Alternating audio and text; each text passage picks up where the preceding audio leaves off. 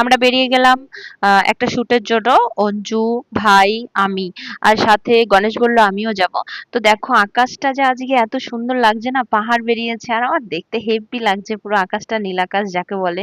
তো অবশেষে আমরা পৌঁছালাম এসে সেই ফরেস্টে, যেটা আমার মানে রোজকার আমি এখানেই, আমার খুব ভালো লাগে ভিডিও করতে। ভাই আর বোন এখানে আগেই থেকে এসেছিল, তারপর আমরা শুট করতে করতে হাঁপিয়ে গেছিলাম আর জায়গা প্লেস মানে চেঞ্জ করছিলাম শুটের জন্য। তারপরে বাড়ি এসে এসেই আর কোনো রক্ষা নেই, আবার একটা ফোন এলো বার্থডে বাড়ির জন্য। তো বাচ্চাটার জন্য একটা ছাতা নিলাম, যদিও একটু বড় বাচ্চা। তারপরে এটা ছিল সেকেন্ড দিনের শুট, সেটা আর তোমাদের দেখাতে পারলাম না পুরোটা। ওই যে গণেশ ওরা খাচ্ছে, বন্ধু বান্ধব মিলে সবাই একটু বেরিয়েছিলাম। তারপর এখানে সব পুচকা পাচকিরা খাচ্ছে।